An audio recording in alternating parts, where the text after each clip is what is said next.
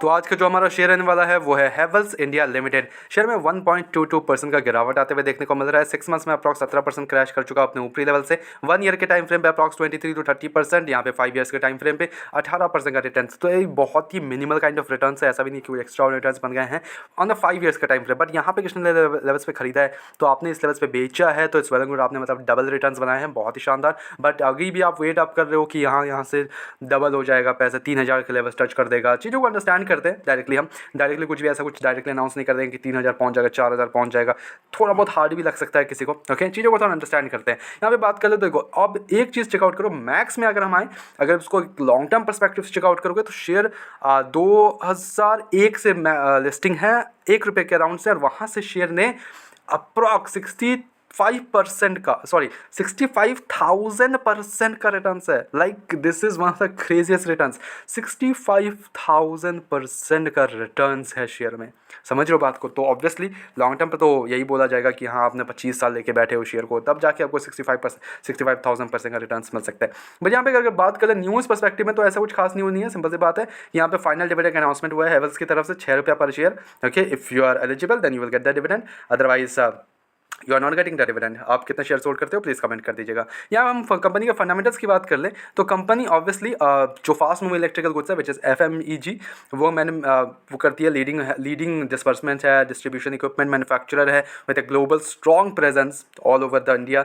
Market cap 73,000 crore का है, तो कोई छोटी मोटी कंपनी है नहीं। And everyone knows Havells India limited, everyone knows, like सबको जानता है कि हैवेल्स के प्रोडक्ट्स अच्छे होते हैं बिकॉज पुरानी कंपनी है, the trust they have build, obviously no issues on that part. Okay, यहाँ पे अगर हम स्टॉक का पी की बात करें तो 43 के अराउंड है, इंडस्ट्री पीस 38 तक है, तो ऑब्वियसली थोड़ा बहुत ओवर वैल्यूड है, अभी भी शेयर अपने गिरावट में भी है। तब भी यहाँ पे अगर हम ROC की बात करें तो 19 एंड 24.9 है, गुड है। यहाँ पे डेप्ट 265 करोड़ का है, बीच में डेप्ट टू इक्विटी टू 0.03।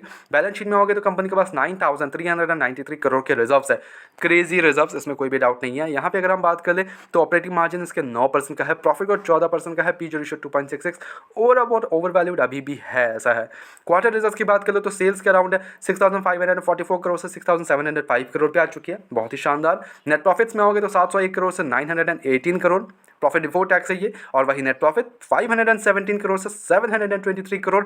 कंपनी का ऑल टाइम हाई के आसपास का नेट प्रॉफिट चल रहा है, क्रेजी गुड। अर्निंग पर शेयर 8.26 से 11.53 पे आ चुका है, crazy good. Obviously results are actually में गुड हियर एंड कंपनी अच्छा प्रॉफिट जनरेट कर रही है, एवरी सिंगल क्वार्टर ही करती है, इसमें कोई भी डाउट नहीं। बहुत ही शानदार है कंपनी के फंडामेंटल्स वगैरह। इन्वेस्टर्स की बात करें तो 59% की होल्डिंग प्रमोटर्स के पास है, 16% की होल्डिंग एफआईएस के पास है, 17% की होल्डिंग डीआईएस के पास है, 0.23 गवर्नमेंट और वही पब्लिक 5.96। यहाँ पे हम बात कर ले तो देखो जो एक्सपोजर है between promoters, FIS, DIIs, government, public, it's good here, इसमें कोई भी डाउट नहीं है। Now I am saying this good here because DIIs अपना स्टेक इंक्रीज कर रहे हैं, 17% कर लिया गया है। एफआईएस अपना स्टेक की बात कर ले तो 16.93% होल्ड करते हैं। यस, इनकी तरफ से बिकवाली हुई है, इनकी तरफ से सेल ऑफ हो रही है काफ़ी ज़्यादा।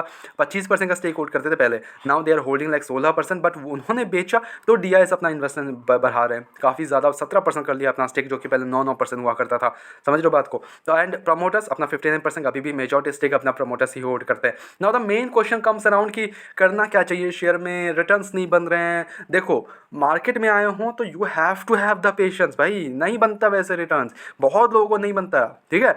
अभी इवन मेरे भी पोर्टफोलियो में अगर आप चेकआउट करोगे तो एक दो शेयर्स बहुत ही मतलब घटिया रिटर्न्स, लाइक लिटरली घटिया रिटर्न्स। कुछ ऐसा शेयर्स भी है मेरे पोर्टफोलियो में जो कि लाइक रिटर्न्स बने ही नहीं है from the past 2 years। I am continuously giving it but it's not returns. But obviously fundamentally they are strong, इसमें कोई भी डाउट नहीं कि कंपनी के फंडामेंटल स्ट्रॉन्ग है एंड फ्यूचर पर्सपेक्टिव से काफ़ी बढ़िया है। बट वैसे रिटर्न्स नहीं बते। बट उन्हीं में से कुछ ऐसे भी शेयर्स होते हैं जो कि कुछ एक्स्ट्राऑर्डिनरी, कुछ अलग ही चल रहे होते हैं। Even I have done on the portfolio as well, जो कि कुछ अलग ही चल रहे हैं, कोई रीज़न नहीं है, कोई वो नहीं है, बट चले जा रहे हैं, समझ रहे बात को। बट या कुछ ऐसे ही बन जाते हैं। बट कुछ हैवेल्स इंडिया जैसे भी होते हैं जो कि आपको एक लॉन्ग टर्म पर्सपेक्टिव चेकआउट करोगे तो काफ़ी एक्स्ट्राऑर्डिनरी रिटर्न्स बना के देंगे, इसमें कोई भी डाउट नहीं है। कुछ अलग ही रिटर्न्स बना के देंगे इसमें तो कोई भी डाउट नहीं है। Havells India obviously one of the best electronic manufacturing है ना, तो उसमें कोई भी डाउट नहीं है। जो भी आप से चेकआउट कर लोगे प्रोडक्ट्स, वो है ट्रस्ट बनाया है उन्होंने from the long, like from the previous कुछ ईयर्स में उन्होंने ट्रस्ट डेवलप किया है वो चीज़, और वो ऐसे ही गायब नहीं हो जाएगा। ऑब्वियसली कंपनीज आएंगी, डेवलप होंगी, उसमें कोई डाउट नहीं है। बट हैवेल्स इंडिया भी चलेगा एक टाइम पे।